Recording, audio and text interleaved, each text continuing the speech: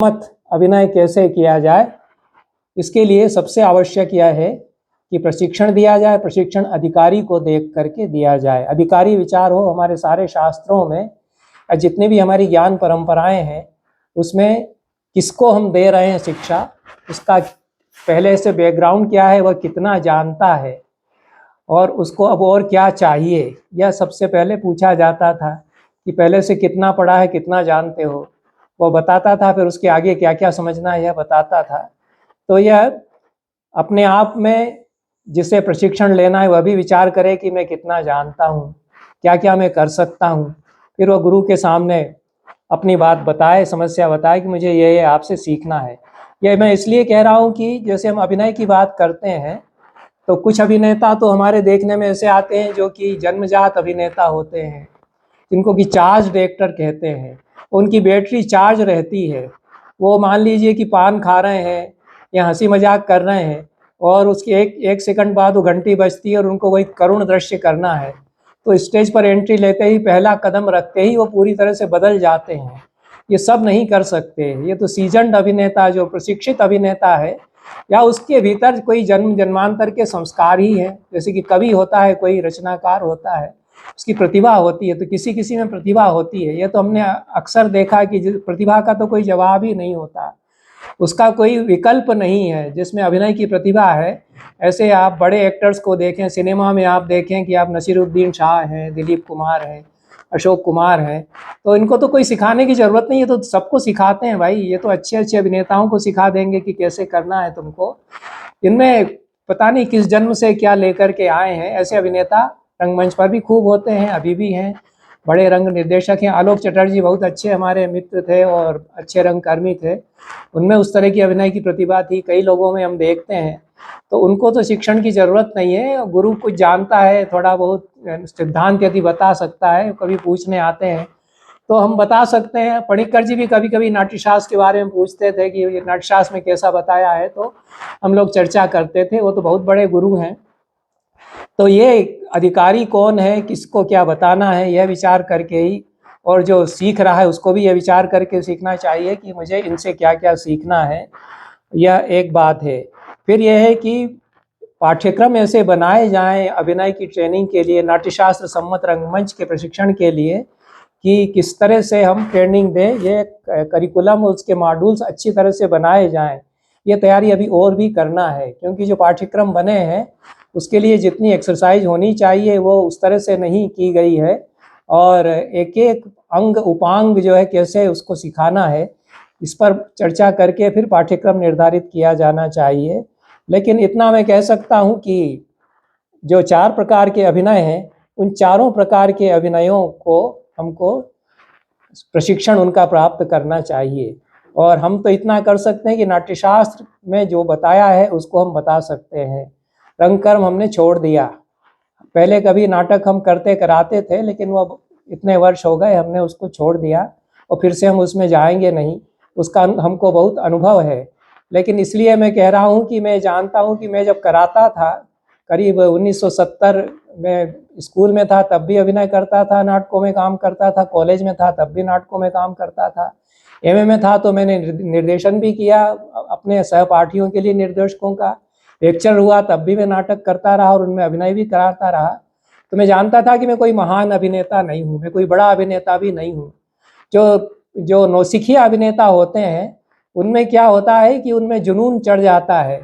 जब तक रिहर्सल कर रहे हैं तब तक जुनून नहीं आता है, तो कई बार जब नाटक शुरू होने वाला है तो एकदम से जुनून उनमें आता है, तो कई बार वो बहुत ऊंचाई पर जाके अभिनय करते हैं। उस तरह का अभिनय कोई भी हम लोगों में कर लेता है। जिसको रंगमंच में बहुत रुचि है, नाटक का शौक है जिसको, वो उसको चढ़ जाता है कई बार, तो कर लेता है। लेकिन वो बहुत अच्छे अभिनेता का लक्षण नहीं है। उस तरह के अभिनय मैंने भी किए होंगे। लेकिन जो सीजन्ड अभिनेता, जो चार्ज अभिनेता होता है, जिसकी बैटरी चार्ज तुरंत हो जाती है, उस तरह के अभिनेता या तो जन्मजात होते हैं या तैयार किए जा सकते हैं। हम ये कर सकते हैं कि हम आपको आंगिक और वाचिक, सात्विक और आहार्य का क्या स्वरूप है नाट्यशास्त्र में, उसका दिशा निर्देश अब हम दे सकते हैं। और जो स्वयं पढ़ सकते हैं हिंदी अनुवाद में, वो भी उसको पढ़ लें, उससे भी दिशा निर्देश मिल सकते हैं। तो एक तरीका यह है कि आंगिक अभिनय जानने के लिए नाट्यशास्त्र का जो तांडव लक्षणाध्याय है, चौथा अध्याय, उसको अच्छी तरह से पढ़ लें और फिर उसको कैसे करना है, 32 अंगहार और 108 करण, इसकी प्रैक्टिस करें, किसी गुरु के सानिध्य में करें। उसके बाद 8वां, 9वां, 10वां, 11वां, 12वां ये आंगिक अभिनय के लिए कोर हैं। और आगे जाके फिर 22वां और 24वां सामान्य अभिनय और चित्राभिनय, ये अध्याय भी पढ़ लेंगे तो उससे लाभ होता है, क्योंकि यह थ्योरी में पढ़ लिया जाए तो काम आ सकता है, काम आता है, तो उसके संस्कार बने रहते हैं। नहीं तो इसको तो करके देखना चाहिए, गुरु से सीख करके करना चाहिए, लेकिन पढ़ करके भी कर सकते हैं, अभ्यास कर सकते हैं। अभ्यास के लिए तो नाट्यशास्त्र काम में आ सकता है। तो आंगिक का प्रशिक्षण इस प्रकार से प्राप्त किया जाए। और वाचिक के लिए 17वां अध्याय विशेष रूप से पढ़ना चाहिए। बाकी तो वाचिक अभिनय के जो अध्याय हैं 14वें से लगा करके 19वें तक है। नाट्यशास्त्र में तो सारा 6ठे अध्याय से लगा करके 35वें अध्याय तक अभिनय ही अभिनय का पक्ष बताया गया है। दुनिया में ऐसा कोई इतना बड़ा ग्रंथ नाट्याभिनय पर है ही नहीं, तो उसमें भी जितना हमारे काम का है उसको पढ़ना है तो 17वां अध्याय का अच्छा अभ्यास करना चाहिए। वो पढ़ करके भी कर सकते हैं, क्योंकि उसमें इतनी भरत मुनि ने इतनी आसानी से समझाया है कि उसको पढ़ करके हमको लगता है कि ये तो हम ऐसे कर सकते हैं, और वो बहुत इजी स्टेप्स हैं, तो वो भी कर सकते हैं। और उपकरणों के लिए 21वां अध्याय है जो आहार्य अभिनय है। सात्विक अभिनय जरूर सिखाया नहीं जा सकता है आसानी से, कुछ दिशा निर्देश उसके लिए दिए जा सकते हैं। तो आंगिक, वाचिक, सात्विक और आहार्य, ये 4 प्रकार के अभिनय हैं। और ये 4 प्रकार के अभिनयों में ट्रेनिंग तो होनी चाहिए, लेकिन जो 11 तत्व बताए हैं वो जब हम नाट्य निर्देशन करें या अभिनय करें तो हमको ध्यान रखना चाहिए कि 11हों तत्व सम्मिश्रित होकर के, संगुम्फित होकर के हमारे नाट्य कर्म में, रंग कर्म में आ गए हैं या नहीं। रस, भाव, अभिनय, धर्मी, वृत्ति, प्रवृत्ति, सिद्धि, स्वर, आतोद्य, गान और रंगमंच। तो रंगमंच तो रहेगा ही, कोई ना कोई रंगमंच, थिएटर तो रहेगा ही। रंगमंच यदि भरत सम्मत नाट्य मंडप हो, जिसको कि अब हम लोग कुछ कृत्रिम रूप से बनाते हैं, उसके सेट बना करके मतवारणी और रंगपीठ रंगशीश की ऊंचाई करके, या नहीं भी बनाते हैं तो वह रंगमंच है। बाकी तो रस होना चाहिए, भाव होना चाहिए, और अभिनय आंगिक, वाचिक, सात्विक चारों होने चाहिए। नाट्य धर्मी और लोक धर्मी, ये दोनों एक दूसरे के साथ हमेशा चलते हैं। तो आइडियलिस्टिक हम अभिनय कर रहे हैं, भावपूर्ण अभिनय कर रहे हैं, या लोक धर्मी पद्धति से अभिनय कर रहे हैं। जब लोक धर्मी पद्धति से करेंगे तब भी कुछ न कुछ नाट्य धर्मी उसमें रहेगा ही। और जब नाट्य धर्मी पद्धति से कर रहे हैं कि हम अंगहारों का प्रयोग कर रहे हैं, हम डांस स्टेप्स ले रहे हैं, हम कन्वेंशनल स्टाइलाइज्ड अभिनय कर रहे हैं, शैलीबद्ध अभिनय कर रहे हैं, तो तब भी लोक धर्मी उसके साथ में रहेगी। ये तो भरत मुनि कहते हैं कि लोक धर्मी के बिना नाट्य धर्मी नहीं, और नाट्य धर्मी के बिना लोक धर्मी नहीं। इस तरह का डिवीजन, इस तरह का विभाजन हमारे यहाँ नहीं है कि ये रियलिस्टिक थिएटर है और ये आइडियलिस्टिक थिएटर है। तो जो लोक धर्मी है उसमें नाट्य धर्मी बैकग्राउंड में रहती है, और जो नाट्य धर्मी है उसमें लोक धर्मी बैकग्राउंड में रहेगी। लेकिन एक सिक्के के 2 पहलू ये दोनों हैं, तो कौन सा उसका चेहरा सामने है उस पर है। नाट्य धर्मी हम सामने सामने देख रहे हैं, लेकिन लोक तो उसके पीछे है ही है, लोक धर्मी तो उसके पीछे है ही है। तो ये नाट्य धर्मी और लोक धर्मी दोनों एक साथ होने ही चाहिए। किसकी प्रधानता है बात अलग है, ये नाट्य निर्देशक तय करेगा कि हमको किस शैली में करना है। हम शाकुंतल खेल रहे हैं तो हमको उसको पूरा का पूरा यथार्थवादी नहीं कहना चाहिए, लोक धर्मी स्टाइल में कर लें। मछुआरे को पीट रहे हैं तो पीटेंगे, अच्छी तरह से उसकी पिटाई कर दें उसमें 6ठे अंक में, या उसको जो हस्त बताए हैं उस तरह से करें, वो ज़्यादा प्रभावपूर्ण होगा। उसमें प्रभाव पीटने का आता है। तो वो जो भावानुकीर्तन है, नाट्य तो भावानुकीर्तन है, तो सचमुच की पिटाई नहीं की जाती है, सचमुच में कोई मर नहीं जाता है, लेकिन अनुभव उसका हम दे रहे हैं कि नहीं, तो उसकी पिटाई कर रहे हैं, भले उसको छू भी नहीं रहे हैं तब भी हम कर सकते हैं। धीवर या मछुआरे को शाकुंतल में 6ठे अंक में पीटा जाता है, तो उसको चाहे आप लोक धर्मी शैली में बताइए, चाहे उसको नाट्य धर्मी शैली में बताइए, ये तय तो अभिनेताओं को, निर्देशक को करना है। और कैसे तय करेंगे कि दर्शकों को देख करके तय करेंगे। अब कोई छोटे छोटे बच्चों के सामने करना है तो आप बहुत ज़्यादा स्टाइलाइज्ड और उसमें नहीं करने की ज़रूरत है। उसमें वो तो जो जानकार लोग हैं, उसके अभिनय की बारीकियां समझने वाले लोग हैं, जो आंखों की मुद्राएं, भौहें, ओंठ कैसे चल रहे हैं, उस सब को देख करके भाव में चले जाते हैं कि सचमुच में पिटाई कर रहे हैं, इसके चेहरे पर ऐसा भाव है, हाथ ऐसे फड़क रहे हैं, तो वो उसमें चला जाएगा उसके भाव में। और जो बच्चे हैं उनको तो इतना संस्कार नहीं है, तो उनके लिए हम लोग धर्मी शैली भी अपना सकते हैं। तो प्रेक्षक समाज कैसा है इसको देख करके कौन सी धर्मी हम अपनाएंगे ये तय होना चाहिए। और फिर वृत्तियाँ और प्रवृत्तियाँ, ये चार चार हर नाटक में रहना ही चाहिए। जो भरतमुनि का नाट्यशास्त्र में समझता हूँ कि भारती, सात्वती, आर्भटी और कैशिकी और अवंती, दाक्षिणात्या, पांचाली, औड्र, मागधी, ये सब जुड़े हुए हैं, एक के बिना दूसरा होता ही नहीं है। जो 11 तत्व हैं इनमें से एक के बिना दूसरा नहीं होता और इनकी नेटवर्किंग होती है। ये जो पूरा समग्र रंगमंच भरतमुनि का है उसको समझ करके नाटक किए जाने चाहिए। तो हम वाचिक कुछ बोलेंगे, संवाद बोलेंगे तो भारतीय वृत्ति होगी। हम कुछ सौंदर्यपूर्ण दिखाएंगे, साज सज्जा दिखाएंगे, लालित्य दिखाएंगे, ग्रेस दिखाएंगे तो कैशिकी वृत्ति होगी। हम कुछ जोर जोर से पांव पटक करके चलेंगे रौद्र रस में, वीर रस में, तो आर्भटी वृत्ति होगी ही। और हम भाव में जाएंगे अगर अपने भूमिका में प्रवेश करके तो सात्वती वृत्ति होगी ही। दी मोड्स ऑफ परफॉर्मेंस, इसमें भी चारों तो रहना चाहिए, लेकिन कौन सा ज़्यादा होगा ये हमको अभिनेताओं को तय करना चाहिए। जब नाटक चुनते हैं उसमें हमको तय करना चाहिए कि कौन सी वृत्ति अधिक रहेगी, लेकिन छोड़ नहीं सकते क्योंकि एक के साथ दूसरे चलेंगे। तो मैं ऐसे नाटकों को अच्छा नहीं मानता नाट्यशास्त्र की दृष्टि से। वो होते रहे, वो अपने नाटक होते रहे, वो उनकी अपनी अपनी शैलियाँ चलती रहें, लेकिन कोई एक ही वृत्ति हो गई आद्यंत तो ये नहीं। मुद्रा राक्षस नाटक है, तो संवाद ऐसे गजब के हैं कि सुन के ही फड़कते रहते हैं लोग।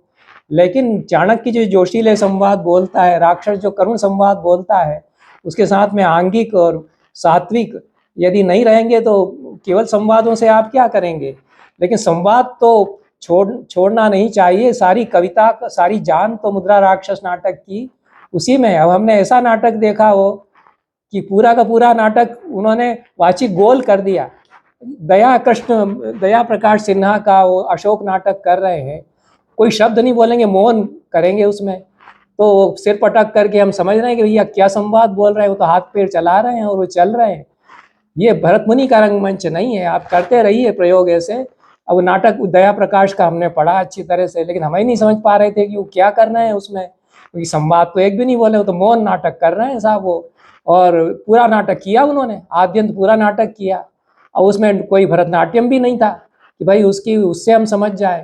तो ये रंगमंच जो है वो भरतमुनि सम्मत रंगमंच नहीं है। जिनको करना हो खूब करें, वो प्रयोग करें अपना। जो हमको सिखाना है नाट्यशास्त्र केंद्र में, वो रंगमंच वो होगा कि जिसमें चारों अभिनय हो हर नाटक में, आंगिक, वाचिक, सात्विक और आहारी, जिसमें चारों वृत्तियाँ हों, भारती, सात्वती, कैशिकी और आर्भटी, इसमें चारों प्रवृत्तियाँ हों। भरतमुनि ये कहते हैं कि समग्र कैसे बनता है प्रयोग, चारों प्रकार के अभिनय, चारों प्रकार की वृत्तियाँ, चारों प्रकार की प्रवृत्तियाँ होंगी तो सिद्धि होगी।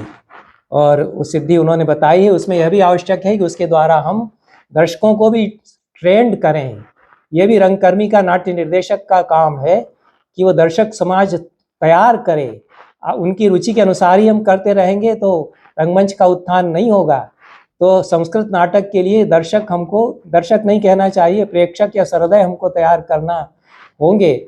हमने अनुभव किया, अब और भी ज़्यादा हो रहा होगा। हमारा इतना अब इस समय क्या हो रहा है ज़्यादा हमको जानकारी नहीं है, लेकिन 5 साल के अपने वाइस चांसलरशिप के काल में हमने जो नाटक करवाए थे उसमें कभी हम के.एस. राजेंद्रन को बुला के कार्यशाला करा के, या मधु मार्गी को बुला करके कार्यशाला करा के और जो नाटक कराते थे, नाटक तो पूरे के पूरे संस्कृत में ही होते थे, लेकिन संस्कृत नाटक के लिए ऑडियंस तैयार होने लग गई कि वह दिल्ली का जो थिएटर है वो पूरा भरा हुआ है, उसमें सब बैठे हुए हैं, कोई शोर शराबा नहीं कर रहे हैं। अभी हमने कहीं कोई महोत्सव चल रहा है किसी कैंपस में, वो निदेशक बहुत अच्छे हैं, उन्होंने कहा कि सर हमारा देखिएगा आएगा। हमने खोला तो उसमें बहुत ज़्यादा शोर शराबा लड़के कर रहे थे। तो एक दर्शकों को तैयार करना भी एक काम है, ये बड़ी जिम्मेदारी है, और उनको डांट फटकार के नहीं होगा। उनको तो ये संस्कार आएंगे कि सचमुच में ऐसी चीज़ है कि इसको देखना चाहिए, वो संस्कार भी हमको देना पड़ेंगे। भरतमुनि सिद्धि वाले अध्याय में देते हैं कि दर्शकों को कैसे ट्रेनिंग दी जानी चाहिए, उसको अच्छी तरह से पढ़ना चाहिए। तो बहुत ही अद्भुत अध्याय है। वैसा दुनिया में किसी ने नहीं लिखा होगा जो सिद्धि अध्याय में भरत मुनि ने, कि क्या अनुभव होता है, दर्शक कैसे ऊपर लेवल तक जाते हैं और अभिनेता उनको कैसे ले जाता है। तो ये सिद्धि है। फिर बाकी तो संगीत सीखना ही चाहिए, हर अभिनेता को संगीत सीखना चाहिए। स्वर, आतोद्य, गान, ये तीनों जो कंपोनेंट्स हैं संगीत के, कुछ वाद्य भी आना चाहिए, कुछ सप्त स्वरों का ज्ञान होना चाहिए, क्योंकि संगीत कहीं भी नहीं भी करना है तब भी स्वरों का ज्ञान होना चाहिए। इस पर मैं आऊँगा, यदि कितनी देर मुझे बोलना है बता दीजिएगा। 4:35 हो रहा है। तो ये हर अभिनेता को संगीत का अभ्यास करना चाहिए। तो इतने ये 11 जो कंपोनेंट्स, कितनी बजे तक? 5:15 तक समय है, लेकिन आप आगे भी बोल सकते हैं। हाँ ठीक है। हाँ नहीं, काहे को ज़्यादा बोर किया जाए लोगों को। ये आप संगीत का भी अभ्यास कर सकते हैं।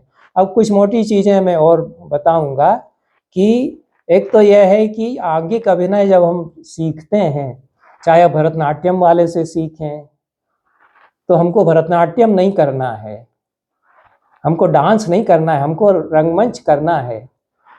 कई नाटक हम ऐसे देखते हैं कि पूरे के पूरे डांस ही डांस में चल रहे हैं। तो भरत मुनि कहते हैं कि कार्यो नाति प्रसंगोत्र नृत्य गीत विधिम प्रति, गाना बजाना और डांस जो है इनका अति प्रसंग न करे। नाटक अलग चीज है और नृत्य अलग चीज है। भरतनाट्यम अच्छा जानते हैं, उनसे हमने सीख लिया क्योंकि वो और कोई विकल्प ही नहीं है, या कथक वाले से, या जो अच्छे नृत्य गुरु हैं उनसे सीख लिया, मधुमार्गी से, कुडियाट्टम वाले से सीख लिया। लेकिन पूरा का पूरा आद्यंत डांस ही डांस करता जाएगा तो ये वाचिक कम हो जाएगा अगर उसके स्थान पर, या न्यून हो जाएगा, और सात्विक कम यदि हो जाएगा। उसी पर ध्यान रहेगा कि मैं यहाँ पताक करूँ, यहाँ त्रिपताक करूँ, यहाँ मैं भ्रमर बनाऊँ, यहाँ ये करूँ, यही सोचता रहेगा और वही करता रहेगा। उसने जो सीखा है सारा का सारा, 64 हस्त जोड़ दिए उसमें, शाकुंतल का अभिनय किया, 64 की 64 ही हम तो कर देंगे, हर उसमें पूरे के पूरे लगाते जाएंगे। और बाकी सब जितने हैं वो आंगिक के जितने बारीकियां हैं वो सब हम कर देंगे। तो पूरा का पूरा आंगिक हो जाए तब भी कोई आनंद नहीं है, बाकी कम हो जाए, बहुत कम हो जाए, आंगिक कम रहे तब भी आनंद नहीं है। समग्र रंगमंच जिसमें कि रस आता है, वो तो सब कुछ हो तभी होता है। संस्कृत नाटक तो वही है। अब जैसे इन्होंने बताए भरत मुनि की खूबी यह है, नाट्यशास्त्र की खूबी यह है कि बॉडी लैंग्वेज के लिए जितने बारीक से बारीक विश्लेषण हो सकते हैं वो करते हैं। लेकिन भरत मुनि ये कहते हैं कि इसमें से जो आपको लेना हो लीजिए, जो चुनना हो छोड़िए, जो छोड़ना हो छोड़िए। जो नहीं समझ में आ रहा उसके लिए लोक के पास जाइए, दुनिया में कैसे हो रहा है देखिए। तो ये मान लीजिए कि उन्होंने 6 अंग और 6 उपांग बताए। शिरोहस्त कटी वक्षा पार्श्वपाद समन्विता अंग प्रत्यंग संयुक्ता षडंगो नाट्य संग्रह। ये बॉडी शरीर के ये सिर है, शिरस है, हस्त है, कटी है, कमर और वक्षस्थल है, और ये जो पार्श्व हैं, दोनों बगलें हैं, और चरण हैं, ये 6 अंग हैं। और चेहरे के भीतर जितने अंग हैं वो उपांग हैं। अब इनके 6 उपांग हो गए। अब इनका एक एक उन्होंने बताया कि उन्होंने 64 हस्त बता दिए, 13 प्रकार के शिरस या पोजीशंस बता दी सिर की। पोजीशंस भी नहीं कह सकते हैं, वो उसमें चूंकि संचालन भी है मस्तक का, उसको चलाते भी हैं। तो कभी मुद्राएं कहते हैं, भरत मुनि ने मुद्रा भी नहीं कहा है, स्थिति भी नहीं कहा है। उन्होंने कहा कि ये हस्त के 64 भेद हैं, शिरस के 13 भेद हैं, और इस तरह से पाद के 5 भेद, इसी प्रकार से वक्षस्थल के और कटी के इतने इतने भेद हो सकते हैं। ना तो मुद्राएं हैं कि तंत्र की मुद्रा जैसी कोई चीज़ हो, और ना वो फ्रीज में है कि पताक हस्त हमने ऐसा ऐसा बना दिया तो ऐसे ही रखे रहेंगे, हम तो उसको चलाएंगे चाहे जैसा यूँ करेंगे। तो ये कोई ऐसी मुद्रा नहीं है कि भरत वो गौतम बुद्ध की तरह से यूँ करके और स्थिर बैठे हुए हैं। तो ये पूरी जो गतिशीलता है उसके साथ में आंगिक का निर्वाह किया जाए। लेकिन 64 अगर उन्होंने बता दिए तो आवश्यक नहीं है कि कोई बड़ा नाटक हम कर रहे हैं तो उसमें हम सोचते ही रह जाएंगे इसमें मैं कौन सा लगा दूं। हमने सीख लिए अगर 64 हस्त अच्छी तरह से, और फिर अभिनय हम अच्छा जानते हैं, उनका अच्छा अभ्यास हमने कर लिया है, स्पॉन्टेनियसली ही वो आने चाहिए। कभी कभी हमने देखा कि वो नाट्यशास्त्र सम्मत अभिनय करने के उसमें वो सोचते हैं कि अब मैं इसमें कौन सा करूं, क्योंकि ये समस्या आती है कि हाथों का मैं क्या करूं। हाथ या तो कई कई अभिनेता जो हम नाटक कराते थे हमारे संस्कृत में बीए के लड़के, तो हाथ बुरी तरह यों यों फेंकते थे उसमें, तो बुरा लगता था कि भाई हाथ बार बार ऐसे क्यों फेंक रहे हो। तो उन्होंने कहा हाथों का हम और क्या करें। तो उस समय तक तो नाट्यशास्त्र की प्रविधियों में ऐसे शिक्षण नहीं हुआ था कि अब आप इसमें कोई ऐसा मुष्टि हस्त बना लीजिए, इसमें इस स्थान पर आप ये कुछ प्रगशीर्ष बना लीजिए तो उससे थोड़ा खूबसूरत दिखेगा। तो वो हाथों का उपयोग कैसे कल्पनाशील रूप में करना, इसके लिए वो 64 हस्त हैं। लेकिन हर जगह हम उनको अस्वाभाविक रूप से जोड़ें, ये आवश्यक नहीं है ये। लेकिन कल्पनापूर्ण ढंग से यदि उपयोग करेंगे हम, तो उसमें किसी भी नाटक में कर सकते हैं। संस्कृत नाटक करिए आप, क्लासिकल जो कालजयी नाटक हैं कालिदास के, भवभूति के, शूद्रक के, ये तो करना ही चाहिए। ये नहीं करेंगे तो फिर काहे का संस्कृत नाटक कर रहे हैं। लेकिन आधुनिक नाटक भी करिए, आधुनिक नाटक करिए, उसमें हस्तों के उपयोग तो आधुनिक नाटक में भी होंगे। लेकिन नाट्यशास्त्र सम्मत यदि रंगमंच करना है, प्रोसीनियम थिएटर नहीं होगा, वो जो ड्रॉप कर्टेन है वो उचित नहीं है, और वो उसी प्रकार से होगा कि थोड़ा पूर्व रंग होगा, उसमें एक तरह से जो त्रैकालिक गति होती है वो इकहरी समय की गति नहीं होगी। उसमें हम स्मृति में जाता है कोई अभिनेता तो स्मृति का दृश्य दिखा सकते हैं, तो हम वर्तमान काल में भूतकाल को मिला सकते हैं, भूतकाल में हम भविष्य काल को मिला सकते हैं। ये जो संस्कृत नाटक में चक्राकार गतियाँ समय की है, तो ये उसकी विशेषता है। तो जो रियलिस्टिक थिएटर यूरोप का है उसमें तो समय एक रेखा में चलता है कि सुबह वो साहब उठे, उनको ऑफिस जाना है, तो उनको 10 बजे नाश्ता करके वो जा रहे हैं, फिर 11 बजे उन्होंने ऑफिस में पहुंच के अपनी सेक्रेटरी के साथ में रोमांस किया, तो उसमें उसी घड़ी के समय से पूरा वो चलेगा। लेकिन संस्कृत नाटक में तो चक्राकार गतियां समय की उस प्रकार से होती हैं। ये जो हमारा विश्वबोध और कालबोध है, यह नाटक में आना चाहिए, नहीं तो संस्कृत नाटक नहीं होगा। और उसके भरत मुनि ने विस्तार से बताया है कि कहाँ काल प्रकर्ष कर सकता है। ये बहुत ही महत्वपूर्ण विवेचन है। जो बड़े रंगकर्मी हैं वो कराते हैं इसको कि हम समय को नचा सकते हैं। जो बड़े रंगकर्मी या बड़े नृत्य गुरु हैं उनके मुख से हमने सुना कि हम समय को हथेली पर रखकर नचा लेते हैं। जब हम नृत्य करते हैं या जब हम रंगमंच करते हैं तो समय से हम नहीं नाचते हैं। जो रियलिस्टिक थिएटर है उसमें हम समय के हिसाब से चलते हैं, हम इसमें समय को चलाते हैं, ये फर्क आ जाता है। तो ये कहाँ हम समय को खींच सकते हैं, तो समय को खींचने के लिए क्या क्या कर सकते हैं। मान लीजिए कि ऐसा एक छोटा सा 5 मिनट का ही कुछ दृश्य है, लेकिन उसको तो हमको 1 घंटे खींचना है, तो उसमें कैसे खींचेंगे, उसको काल प्रकर्ष किया कहा है, उसमें नाट्यायित बताया है भरत मुनि ने विस्तार से। तो ये उसमें किस प्रकार से कोई अभिनेता अपनी भूमिका के बारे में गीत गाने लग जाएगा, दर्शकों को संबोधित करेगा, ये सारे बहुत सारे उसमें टेक्निक्स आ जाते हैं। तो ये जो हमारा नाटक रंगमंच है उसकी क्या पहचान है, ये समझ कर के नाट्यशास्त्र सम्मत रंगमंच करना चाहिए।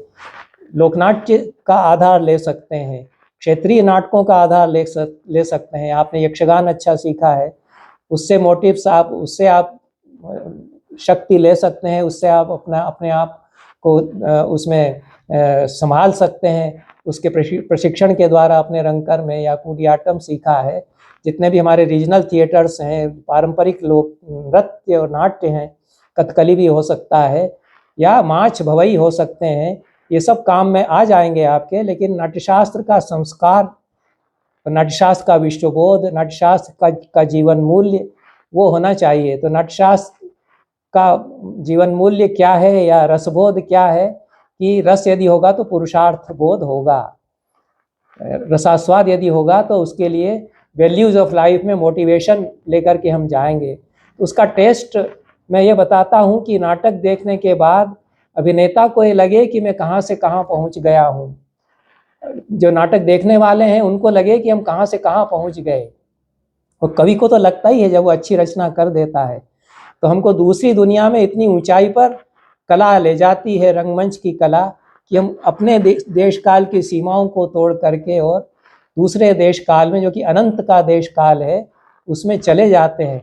वहाँ से हम लौटते भी हैं तो बहुत सुसंस्कृत होकर के लौटते हैं, क्योंकि दुनिया बहुत उदात्त और भव्य दुनिया हुआ करती है जो कला का विश्व है। इसलिए हर जो अच्छा दर्शक है उसको ये लगना चाहिए कि मैं बहुत सुधर कर के निकला यहाँ से। ऐसा नहीं है कि ये कोई मैं कल्पना से बात कह रहा हूँ। अगर आप सहृदय प्रेक्षक हैं तो चाहे शाकुंतल हो, चाहे उत्तररामचरित हो, चाहे आप किसी चेखव की कहानी पर आधारित कोई नाटक देख रहे हो या किसी बड़े शेक्सपियर का ही नाटक देख रहे हो, तो हमको हर बार लगता है कि हम कुछ ऊंचाई पर जाकर के अब आए हैं। तो ऊंचाई की जो दुनिया है वो हमारे साथ बनी हुई है।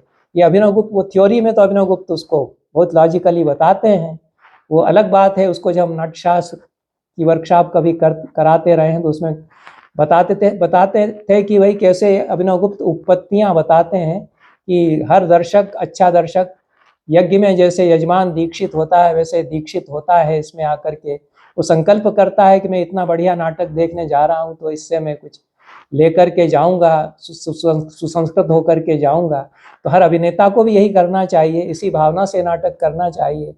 नहीं तो नाटक में हम कुछ इनाम जीत लेंगे और हमारा फर्स्ट आ जाएगा, इसीलिए नाटक करते रहेंगे तो आप बड़े रंगकर्मी नहीं बनेंगे और उससे आप जो है उस ऊंचाई पर नहीं पहुंचेंगे। तो हम जो चाहते हैं वो ये है कि नाट्यशास्त्र सम्मत रंगमंच समाज को, दुनिया को, अभिनेताओं को, दर्शकों को कितनी ऊंचाई पर ले जा सकता है, वो कितने बड़े संस्कार दे सकता है, ये हम नाट्यशास्त्र सम्मत रंगमंच के द्वारा बता सकें।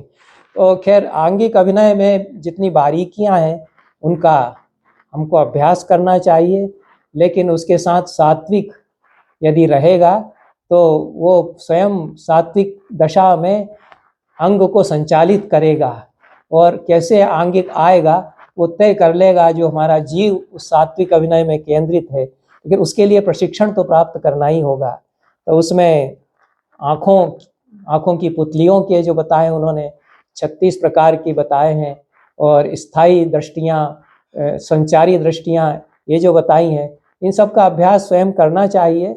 कुछ गुरु के सानिध्य में भी कर सकते हैं, नाट्यशास्त्र पढ़ के भी कुछ सहायता मिल सकती है। भौहों का अभिनय है, नासिका का अभिनय है, अधर तो बहुत ही महत्वपूर्ण माना गया है। तो उसका उपयोग उस तरह से कोई कर नहीं पाते हैं क्योंकि माइक रहता है, लाइट्स इफेक्ट भी खूब रहते हैं। ये जो इंटीमेट थिएटर हमारा था, जो विकृष्ट मध्य रंगमंच भरत मुनि का था, उसमें 250-300 दर्शक बैठे हैं और बहुत तेज प्रकाश भी नहीं है, लेकिन वो चेहरे की एक एक रेखाओं को देख सकते हैं, कपोल कैसे हिल रहे हैं, आँखों की पुतलियाँ कैसे हिल रही हैं, तो उसमें अधर कैसे फड़कता है। ये अधर का काम बहुत कई जगह होता है, इसलिए अधर भी उन्होंने लिया है। कपोल का ये जो हिस्सा है चीक के ऊपर का, उसको कैसे फड़काते हैं, उसकी कितने पोजीशंस हैं, ये भरत मुनि चिबुक तक का बताया है जो ठुड्डी है। ये जो उपांग है, नेत्र, भ्रू, नासा, अधर, कपोल और चिबुक, ये 6 उपांग जो हैं, तो इनके सारे बारीक जो काम हैं ये हमको सीख तो लेना ही चाहिए। और उसके साथ फिर जब हम सात्विक करेंगे तो उनमें से क्या क्या हमको अपनाना है, ये हमारा जो भीतर हमारा सत्व है, जिसको कि एकाग्र मन की स्थिति है। सत्व क्या है कि मन की एकाग्र स्थिति है, उससे जो अभिनय होता है वो सात्विक अभिनय है। तो आंगिक के तो बहुत बड़ा विस्तार है भरत मुनि में, और सात्विक अभिनय तो इतना बारीक है कि उसका बस बताया जा सकता है कि अभिनेता जो है वो एक ऐसा जीव बन जाता है जो कि एक काया से दूसरी काया में जा रहा है। तो जो मुखोटा है, जो रंग रोगन है, जो वेशभूषा है, वो दूसरी काया है और उसमें वो चला गया है उस भूमिका में, और वो कल्पना करता है कि मैं वह हो गया हूँ। उसके स्टेप्स कुछ इस तरह के हो सकते हैं। उस भूमिका को देखता है, स्मरण करता है कि राम क्या करते होंगे इस समय जब राम सीता के विलाप में रोए होंगे, उसका स्मरण करता है। तो मैं राम की भूमिका में उतर रहा हूँ, मैं राम अब हो रहा हूँ, और मैं भी रहेगा उसका कि मैं यह हूँ। उसका जो सत्व है, चित्त की समाहित स्थिति है, वह भी रहेगी। तो यह भरत मुनि ने सात्विक अभिनय जो बताया है उसके साथ में हमको अपनाना चाहिए। ये जो 64 प्रकार के हस्तों में से जो हम अपना सकें। पार्श्व उन्होंने 5 प्रकार के बताए, उरस छाती वक्षस्थल के 5 प्रकार के कर्म बताए, 5 प्रकार की कटी के कर्म बताए, जंघा पिंडली को कहते हैं उसके 5 प्रकार के कर्म बताए, उरु जो थाई जिसको कहते हैं घुटने के ऊपर का हिस्सा, उसके 5 प्रकार के कर्म बताए। तो ये, और पाद जो फीट जिसको कहते हैं तो उसके बताए उन्होंने 5, और 13 प्रकार के शिर बताए, आकंपित, कंपित, धूत, विद्युत, परिवाहित, आधूत, अवधूत, अंचित, निहंचित, परावृत, ये जो हैं, और उत्क्षिप्त भी। तो ये हम तो बिना पढ़े हुए नाट्यशास्त्र इनको भी करते ही हैं। हम ऐसा ऐसा करते हैं, हम यूँ भी करते हैं, हम यूँ भी करते हैं, और यूँ परिवाहित यूँ भी करते हैं। तो ये तो अपने आप आ ही जाते हैं, लेकिन कहाँ कब कैसे करना है कि उससे अस्वाभाविक भी ना लगे। लेकिन एक क्या है कि अगर आंगिक ज़रूरत से ज़्यादा डालेंगे तो मैकेनाइज्ड हो जाता है, वो यांत्रिक हो जाता है, आपको स्पॉन्टेनियस नहीं आ रहा है। तो आप सात्विक अभिनय उसके साथ कैसे मिलाना है और कैसे सत्व में जाना है, इसका अभ्यास यदि नहीं करते हैं। जो अच्छे अभिनेता हैं वो जो तुरंत चले जाते हैं, जैसे कि बड़ा योगी है तुरंत समाधि में चला जाएगा, उस तरह से अच्छा अभिनेता तो तुरंत सात्विक अभिनय की दशा में चला जाएगा। लेकिन जो नौसिखी हैं उनको इसका अभ्यास करना चाहिए, चाहे वो योगाभ्यास रोज करें, चाहे वो मन को एकाग्र करने का अभ्यास करें, चाहे वो नाटक की संवाद बार बार पढ़ करके उसकी भूमिका की कल्पना करें कि इसमें मैं कैसा कर सकता हूँ। उसके कई तरीके हो सकते हैं, ये भी उन्हीं को चुनना है कि मुझे इसमें से क्या सूट कर रहा है। ये कोई, असल में जिस तरह से शायरी नहीं सिखाई जा सकती, इल्म से शायरी नहीं आती है, लेकिन अच्छे गुरु से, जो अच्छे उर्दू के शायर होते थे, फारसी के शायर होते थे, उनसे गंडा बंधाते थे लोग, उनसे अपनी जचवाते थे गज़लें। तो उस तरह से आप गुरु से कुछ प्रशिक्षण तो प्राप्त कर सकते हैं, लेकिन आप में यदि टैलेंट है तभी आप कर पाएंगे, वो भी नहीं तो नहीं कर पाएंगे। तो नाटक की दुनिया में तभी आना चाहिए जब उसके लिए मन में ऐसा कुछ जुनून भी हो कि हमको इसमें कुछ करना है। और नहीं तो फिर करते रहते हैं कि भाई ठीक है, हमारा एक सर्टिफिकेट मिलेगा और हमको इसमें कुछ मिल जाएगा, वो भी अच्छा है, वो भी होता रहे। लेकिन जो हमको करना है नाट्यशास्त्र केंद्र में, वो हमको अच्छे अभिनेता तैयार करने हैं, और उसके लिए हमको प्रशिक्षण की व्यवस्था, अभिनेता कैसे प्रशिक्षित हों, प्रशिक्षण प्राप्त करें, उसकी व्यवस्था हमको करना है। तो ये मैं कुछ दिशा निर्देश मात्र मुझे इसके लिए देना थे, जो बहुत ही महत्वपूर्ण है और जिसका प्रशिक्षण तो बहुत ज़्यादा दिया जाना चाहिए, और मुझे ऐसा लगता है कि उसका दिया नहीं जा रहा है। क्योंकि वो क्या करते हैं हमारे परिसरों में कि वो नाट्य निर्देशक को बुला लिया और वो बहुत बढ़िया पिंडी बंद और वो सब तामझाम खड़े कर देता है, और उसको बहुत अच्छा उसका आइडिया है, और कुछ डांस स्टेप वगैरह वो भी बता देता है, लेकिन वो नाटक नहीं पढ़ाता है। हमारे यहाँ पहले क्या होता था कि जो भरत मुनि की परंपरा हम जानते हैं, और जो संस्कृत नाटकों की प्रस्तावना में सूत्रधार के साथ बातचीत में बताते हैं कि आपने हमको भूमिका सिखाई अच्छी तरह से है, तो भूमिका पढ़ाते थे, मतलब नाटक पढ़ा देते थे। जो बड़े गुरु हैं उनसे नाटक यदि पढ़ा है तो वो अपने आप बताएंगे कि संवाद में कैसे स्वर ऊपर जाएगा, कैसे इसमें उदात्त अनुदात्त ये कैसे 4 स्वर लगेंगे जो नाट्यशास्त्र में बताए हैं, संगीत के 7 स्वर कैसे लगेंगे। ये हर अच्छा गुरु, भले वो नाटक न भी कराता हो, तो वो बता सकता है। तो वैसे गुरु से नाटक यदि पढ़ भी लिया है तो अपने आप वो वाचिक सधने लग जाएगा। तो नाटक बार बार पढ़ना चाहिए, जो बड़े नाटक हैं उनको पढ़ना चाहिए वाचिक सीखने के लिए कि इसमें नाटककार क्या चाह रहा है। मत्नामि कौरवशतम समरे न कोपात दुःशासन रुधिरम न पिबाम्युरस्ता, ऐसा यदि वो श्लोक मांग रहा है कि ऐसे बोलेगा। अब भरत मुनि ने तो 2 काकू बताई हैं, साकांक्षा और निराकांक्षा, तो ये साकांक्षा काकू इसमें लग रही है। अब मैं क्या कौरवों को मत नहीं डालूंगा, दुशासन की छाती चीर करके खून नहीं पी जाऊंगा, और दुर्योधन की दोनों उरु थाईज तोड़ नहीं दूंगा, ऐसा अनुवाद होगा, हिंदी अनुवाद पढ़ लिया, वो श्लोक पढ़ लिया, लेकिन नाटककार उसमें क्या बता रहा है ये नहीं समझा है, जो कि नाटक समझने वाला बता सकता है। तो उसमें साकांक्षा काकू कैसे जाएगी, क्या मैं, तो उसमें आशय निकलेगा क्या मैं ऐसा नहीं करूँगा, तो ऐसा जरूर करूँगा। ये जो संप्रेषित होता है आशय, वो तो वाचिक अभिनय में, तो भरत मुनि जो वाचिक अभिनय के बताते हैं पाठ्य गुण, ये 17वें अध्याय में बहुत ही महत्वपूर्ण है। और मुझे नहीं लगता कि और कहीं किसी किताब में, जो चाहे आधुनिक रंगकर्मियों के द्वारा लिखी गई हो या किसी गुरुओं के द्वारा लिखी गई हो, इतनी बारीकी से ये जो वाचिक अभिनय की बारीकियां हैं बताई गई हैं। 7 स्वर, हम समझते हैं कि 7 स्वरों की क्या जरूरत है। भरत मुनि कहते हैं कि संगीत के 7 स्वर अलग हैं, और जो संवाद बोलता है अभिनेता उसमें भी स्वर लगते हैं, उसमें भी सारे गामा पधा निसा लगेगा, वो उसको तय करना है कि कैसे लगेगा, उसमें भी लय आएगी ही। तो लेकिन वो गाना गा नहीं रहा है, वो संवाद ही बोल रहा है।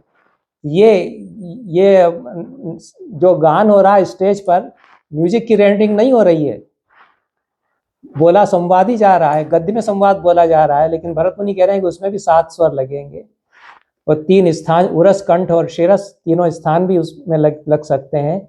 4 वर्ण उसके हैं, उदात्त, अनुदात्त, स्वरित और कंपित चौथा, और काकू तो होती है। 6 अलंकार बहुत ही महत्वपूर्ण उन्होंने बताए, और 6 पाठ्यांग फिर बताए। तो ये भरत मुनि कहते हैं कि षड्ज, ऋषभ, गांधार, मध्यम, पंचम, धैवत और निषाद, ये गद्य में संवाद बोले तो श्लोक का पाठ, क्योंकि हम ये पाठ्य है तो पाठ्याध्याय है, पाठ्य बता रहे हैं, संगीत नहीं, गीत नहीं बता रहे हैं, गीत के अध्याय अलग हैं। तो ये जो पाठ्य बताने वाला अध्याय है 17वां अध्याय, इसमें एक तो भाषा विधान बताया। तो भाषा तो आप किसी भी भाषा में नाटक कीजिए, भरत मुनि की पद्धति से कर रहे हैं तो वो नाट्यशास्त्र सम्मत नाटक होगा। चाहे आधुनिक नाटक करें, चाहे प्राचीन नाटक करें, उसमें हिंदी मिलाएं, चाहे संस्कृत में करें, चाहे अन्य भाषाओं को मिलाएं, वो जो दर्शक समझते हैं उस भाषा में होना चाहिए, जो दर्शकों को स्वीकार्य हो उस भाषा में नाटक होना चाहिए। लेकिन पाठ्य यदि हम बोल रहे हैं, भारतीय वृत्ति ला रहे हैं, तो उसमें संगीत के भी स्वर लगते हैं और गान नहीं होगा, तो ये कैसे होगा? ये जब संवाद बोलेगा तो उसको समझ में आएगा कि ये इतना मेरा षडज, ये मेरा स्केल ये है, उसमें मेरा इतना ऊंचा जाता है, नीचा आता है, फिर वापस आता हूँ, आरोह अवरोह उसमें सब होंगे, लेकिन वो गाना नहीं होगा, ये भरत मुनि बता रहे हैं। और उसमें फिर ये किस रस में कौन सा स्वर लगेगा ये भी बताते हैं। तो ये विभत्स में धैवत लगता है, और षड्ज आदि ये श्रृंगार में लगते हैं, तो ये हास्य श्रृंगारियों कार्य स्वरूप मध्यम और पंचम लगते हैं। तो ये संगीत बैकग्राउंड में जो जाएगा उसके लिए भी है निर्देश, लेकिन जो हम बोल रहे हैं संवाद उसके लिए भी है। अभिनेता किस तरह से अदायगी करेगा यह भी है, और शरीर को वीणा बना देता है हर अभिनेता जो है। एक तो 2 प्रकार की वीणा भरत मुनि ने बताई, एक काठ की वीणा है और एक शारीरिक वीणा है। तो अपने शरीर को एक माध्यम बना देता है, और सब कुछ शरीर बन जाता है, उसका शरीर ही उसका रथ बन जाता है, शरीर ही उसका बाण बन सकता है, शरीर सब कुछ बन सकता है। वो शरीर को इतना अपने आप में कमांड में रखता है कि मैं शरीर को मैं कुछ भी बना सकता हूँ। ये नटशास्त्र सम्मत रंगमंच में होता है। तो ये जो पाठ्य वाला है उसमें जो 6 अलंकार बताए हैं, उच्च, दीप्त, मंद्र, नीच और द्रुत, विलंबित, ये सभी अच्छा संवाद बोलने वाले काम में लेते हैं। लेकिन भरत मुनि ने जिस तरह से बहुत बारीकी से समझाया है, उससे सहायता मिल सकती है कि संवादों में हम कहाँ विच्छेद करेंगे, कहाँ पाज करेंगे, कहाँ आवाज़ को ले जा करके रिलीज कर देंगे, अर्पण करेंगे, और कहाँ लगातार उसमें एक जोड़ते जाएंगे, शब्द अनुबंध होगा, कहाँ दीपन होगा कि उसमें थोड़ा सा फड़क रहा है हमारा स्वर, और कहाँ प्रशमन होगा कि स्वर नीचे जा कर के हम उसको एक तरह से कहीं आग से लगी थी उसको जैसे बुझा रहे हैं अपने संवाद की अदायगी में। तो ये पाठ्य के 6 अलंकार उन्होंने बताए, पाठ्य के 6 अंग उन्होंने बताए। ये इसकी नाटक को सामने रख करके उसको जब पढ़ाया जाएगा तो उसको ये सारा जो 17वें अध्याय का भाषा विधान के साथ में जो पाठ्य गुणों का विवेचन है, भरत मुनि का, उसको कैसे अप्लाई करना है, इसके अनुसार ट्रेनिंग दी जानी चाहिए। मुझे ऐसा लग रहा है, हो सकता है कि मेरी ही गलतफहमी हो, इस तरह की ट्रेनिंग प्रायः दी नहीं जाती है, और जो कार्यशालाएं हैं उनमें भी कदाचित उस तरह की पूरी ट्रेनिंग दी नहीं जाती है, क्योंकि नाटक पहले पढ़ाना चाहिए। अगर कोई बड़ा नाटक करना है तो उस तरह की तैयारी हमने नहीं की है। बड़ा नाटक भी करना चाहिए।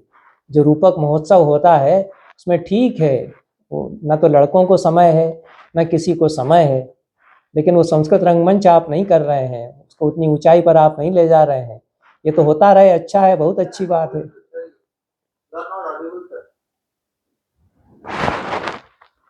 If I am not audible then I will stop here. मेरी आवाज नहीं आ रही है क्या? आ रही है, बिल्कुल अच्छे से आ रही है। हाँ, वो किसी ने चिल्ला, अच्छे से आ रही है। शायद रघुवंत के वहाँ कोई समस्या हो। हाँ, उनकी समस्या। मैं अब ठीक है, मैं वाइंड अप करता हूँ, तो उनकी समस्या होगी, ठीक है। अब एक ही इसमें छूट गया है, आंगिक पर मैंने जितना कहना था कुछ कहा, मैंने वाचिक पर भी कहा, और सात्विक पर जितना कहना था कहा ही। ये 21वां अध्याय बहुत ही महत्वपूर्ण है। नाट्यशास्त्र में जैसा जितना हम पढ़ते हैं, हमको बार बार यही लगता है कि कितनी बारीकी से और कितना विस्तार से विशद रूप में बताया है। तो 21वां अध्याय अनुवाद में भी अगर आप पढ़ जाएंगे तो आपको लगेगा कि इसमें तो सारी दुनिया ही उन्होंने समेट करके रख ली है, कुछ भी छोड़ा ही नहीं है।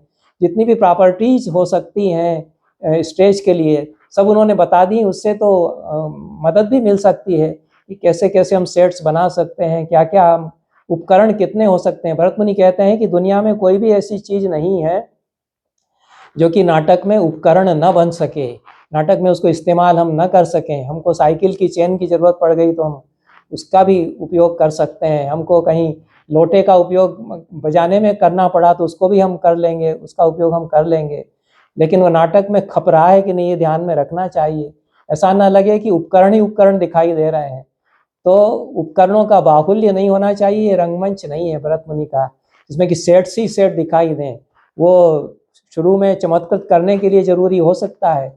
इसलिए किसी भी दृश्य को दिखाने के लिए भरत मुनि ने जो पद्धतियां बताई हैं उसमें विचार करना चाहिए कि हम प्रॉपर्टीज का इस्तेमाल कितना करें। हमने बहुत ही अच्छा प्रतिमा नाटक देखा, बहुत पहले देखा था। उज्जैन में अच्छे नाटक होते थे, एक जमाने में संस्कृत में नाटक होते थे। और जो नाटक हमने देखा था प्रतिमा, उसमें मुसलमान अभिनेता ने राम का अभिनय किया था। बहुत बढ़िया अभिनय उसने किया। उन्होंने राम के हाथ में कभी धनुष नहीं दिया, और राम तो धनुर्धारी है, लेकिन वो अभिनेता है, उसको ये ध्यान में रखना था कि वो मुष्टि हस्त यूँ बनाए रहेगा, यूँ ऐसे वो मुष्टि हस्त हमेशा लिए रहता था, और कोई धनुष की जरूरत नहीं, क्योंकि जो धनुष है सचमुच का धनुष लेगा तो उससे उल्टे अड़चन होती है, उससे बाधा होती है, और न दर्शकों को अब वो भाव आ पाता है कि धनुर्धारी राम है। जब वो मुष्टि हस्त में यूँ हाथ में लिए हुए हाथ की पोजीशंस बताता है तो ये एक जो दर्शकों के को कम्युनिकेट होता है कि राम है और धनुर्धारी राम है। तो राम का जो शौर्य है धनुर्धारी राम का, वो लगातार वो संप्रेषित करता चलता है। ये एक पद्धति अभिनय की है।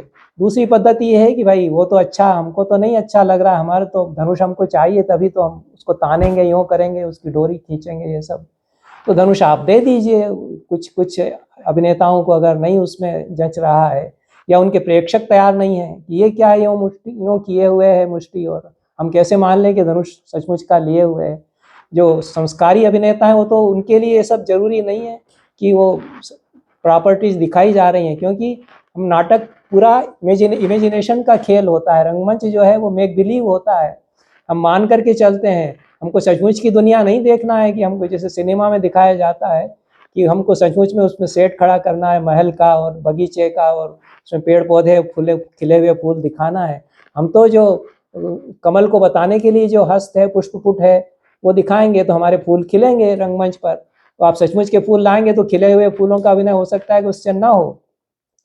तो हमारे टीकाकार, उनको जो अच्छे संस्कृत के छात्र हैं उनको संस्कृत नाटकों की पुरानी टीकाएं भी पढ़ना चाहिए। अगर वो साहित्य के विद्यार्थी हैं तो उनको तो जरूर ही पढ़ना चाहिए। तो ये राघव भट्ट हैं, शाकुंतल की टीका में बताते हैं कि ये जो पहले ही दृश्य में घड़े, पानी से भरे हुए घड़े लिए हुए आ गईं शकुंतला प्रियंवदा और अनसुया, तो ये घट और उसको फिर बाद में सेचनम रूपयति, वो सेचन का अभिनय करती, रूपयति तो मतलब सचमुच में पानी नहीं डाल रही है। कालिदास तो बता रहे हैं कि करना क्या है, सचमुच में पानी थोड़ी स्टेज पर डालने लग जाएगी, न सचमुच के पौधे वहाँ हैं। तो राघव भट्ट बताते हैं कि ये नलिनी पद्मकोश हस्त इस तरह से घड़ा हाथ में लिए हुए बताएगी और कैसे उसको झुकाएगी घड़े को, कैसे पानी उसमें, तो उसमें देखने वाले को सचमुच में अनुभव होने लगता है कि तो सचमुच में घड़ा इसके हाथ में है, सचमुच में पानी गिरा है, तो सचमुच में फूल खिल उठे हैं वहाँ पर, जबकि सचमुच में वहाँ पर न तो घड़ा है, न पानी गिर रहा है, न सचमुच के फूल हैं। तो संस्कृत रंगमंच की खूबी यही है कि तामझाम प्रॉपर्टीज़ का करने की ज़रूरत नहीं है, हम अनुभव कैसे दे पाते हैं, क्योंकि उसमें आनंद बढ़ जाता है यदि वह कल्पना करने लगता है, क्योंकि कल्पना का जो आनंद है वो दूसरे सचमुच की दुनिया का आनंद नहीं है, वास्तविकता का आनंद वैसा नहीं हो सकता है, नाटक में कम से कम, कला की दुनिया में कम से कम। तो फिर भी ये जो 21वां अध्याय है यह रंगकर्मियों की मदद के लिए बहुत ही काम का है, और किसी भी दृश्य को हम कैसे करें, जैसे राघव भट्ट ने बताया कि यहाँ पर ये जो किस तरह से कालिदास बता रहे हैं कि ये जल सेचनम रूपयति, ऐसा नाट्य निर्देश कालिदास का है, तो उसका रूपण या अभिनय कैसे होगा, कहाँ नाट्यति लिखा हुआ है उसका अभिनटन होगा, कहाँ सूचयति लिखा हुआ है तो वाचिक से सूचना देंगे। नाटक में तो सजेशन कालिदास या कोई भी बड़ा नाटककार स्वयं देते चलता है कि किस पात्र को कब क्या करना है, तो नाटक को हमको अच्छी तरह से पढ़ना चाहिए, नाटक क्या मांग कर रहा है ये हमको अच्छी तरह से नाटक पढ़ के समझना चाहिए। लेकिन प्रॉपर्टीज़ की जो अनंत दुनिया है उसमें भरत मुनि ने बहुत सारी प्रॉपर्टीज़ बताई। संस्कृत नाटक में उन्होंने कहा कि वो विदूषक के हाथ में दंड काष्ठ, जो 3 जगह से टेढ़ा डंडा है, वो एक तरह से जरूरी होता है अगर विदूषक है नाटक में, संस्कृत नाटक में है, क्योंकि वो मुश्किल पड़ता है कि वो हाथ में वो लिए रहे डंडा दिखा देगा। राम तो अपना धनुष दिखा सकते हैं, उस तरह का हस्त उनका है, लेकिन विदूषक का अभिनय इस प्रकार का होता है कि उसको दंड काष्ठ दे देने से अच्छा रहता है। पूर्व रंग में भृंगार और जर्जर बताना ही चाहिए, ये भरत मुनि कहते हैं। तो कुछ प्रॉपर्टीज तो बहुत ही जरूरी होती हैं। तो भरत मुनि ने कोई ऐसा हार्ड एंड फास्ट रूल नहीं बताया कि पूरा का पूरा आप बिना किसी प्रॉपर्टी के ही कर जाइए आप, हमको तो एक जरा सी भी चीज़ नहीं बताना है, क्योंकि वो तो जो कॉस्ट्यूम्स हैं वो भी तो वो सब भी आहार्य अभिनय, ये तो आहार्य अभिनय है, तो जितनी भी प्रॉपर्टीज हैं वो आहार्य अभिनय के इंटीग्रेटेड पार्ट हैं। तो वो हमारे सात्विक, आंगिक और वाचिक से इंटीग्रेट हो रहे हैं कि नहीं, जो प्रॉपर्टीज़ हैं, जो उपकरण हैं, इस पर निर्भर करेगा कि हम कितना प्रॉपर्टीज़ का उपयोग कर रहे हैं। ये मेरे सात्विक के लिए, मेरे आंगिक के लिए और मेरे आहार्य के लिए ये प्रॉपर्टी चाहिए ही, तब वो अभिनेता और निर्देशक तय करेंगे। लेकिन अनंत विस्तार है उसमें, आप चाहे महल के सेट बनाइए उसकी भी विधि बताई है उन्होंने। जो जानवर हैं, चलते फिरते जानवर कैसे पुस्त की विधियों से दिखाए जाएंगे, कितनी तरह की मालाएं होती थीं, तो इसका तो बहुत ही बारीकी से बताया गया है। कितने आभूषण, कितने तरह के अस्त्र शस्त्र होते थे, ये सब बताया ही है। 21वां अध्याय बहुत ही इंटरेस्टिंग है, ये वैसे भी पढ़ना चाहिए अभिनेताओं को। तो इतना कह कर के मैं आप सब लोगों के प्रति शुभकामनाएं प्रकट करता हूँ। और अंत में एक जो भरत मुनि जिस तरह से बताते हैं कि हमारी नज़र में अच्छा नाटक क्या है, तो उसको मैं पढ़ दूंगा, उसकी तरफ ध्यान कम जाता है लोगों का। और वह उन्होंने एक समग्र नाटक कैसे बनता है इसको बताया है। वो जो नाटक लिखने वाले हैं, स्क्रिप्ट लिखने वाले हैं, उनकी ट्रेनिंग के लिए भी है, और जो नाटक खेलने वाले हैं अभिनेता उनके लिए भी है, और जो नाटक निर्देशन करते हैं उनके लिए भी है। ये पंच संधि चतुर्वृत्ति चतुष्षष्ट्यंग संयुतम षट्त्रिंशल्लक्षणोपेतम गुणालंकार भूषितम महारसम महाभोगम उदात्त वचनान्वितम महापुरुष संचारम साध्वाचार जनप्रियम सुश्लिष्ट संधि योगम सुप्रयोगम सुखावहम मृदु शब्दाभिधानम तु कवि कुर्यात् तु नाटकम। ये 19वें अध्याय में भरत मुनि ने कवियों को भी निर्देश दिया है, लेकिन ये सारे रंगकर्मियों को भी निर्देश है कि इसमें ये ग्रांड थिएटर भरत मुनि का है, इसमें उदात्त होना चाहिए, सबलाइम का अभिनय अनुभव इसमें होना चाहिए। तो महारस महाभोग, ऐसा इसका जीवन का विस्तार इसमें संपूर्णता होनी चाहिए कि सारे रस हों। और सब प्रकार के अभिनय इसमें आकर के मिलें, और जो स्क्रिप्ट है उसमें सारे गुण जो श्लेष प्रसाद, समता, समाधि, माधुरी, ओजस, प्रसाद, सौकुमार, ये 10 गुण बताए हैं, ये उसके स्क्रिप्ट में होने चाहिए। तो ये अलंकार उसमें होने चाहिए, तो सबकी सुंदरता होना चाहिए। तो एस्थेटिक्स की दृष्टि से सुंदर उदात्त है कि नहीं नाटक, ये हमको तय करना चाहिए। ये कला के पारखी तय करेंगे, कुछ तो आपको बताएंगे, कुछ आपको स्वयं भी समझना चाहिए अच्छी कविताएं, अच्छे नाटक पढ़ करके, कि हमारे प्रदर्शन में, हमारी प्रस्तुति में ये जो उदात्तता है जो कि ऊंचाई पर ले जाती है, ये आ रहा है या नहीं। इसमें महापुरुष संचार की उदात्त भावनाएं हों नाटक में। अंततः हम इस तरह का थिएटर नहीं करना चाह रहे हैं कि जिसमें बूढ़ी घोड़ी लाल लगाम यही दिखाते रहें उसमें, और ये सब प्रपंच दुनिया का दिखाया जाए। वो रियलिस्टिक थिएटर वालों के लिए छोड़ दीजिए, उनका अपना है, वो ठीक है। लेकिन हमको जो नाटक ऊंचाइयों पर ले जाते हैं, चित्त को उदात्त भूमिका पर ले जाते हैं, उन नाटकों को करके दिखाना चाहिए। इन शब्दों के साथ मैं यहाँ पर अपनी बात समाप्त करता हूँ।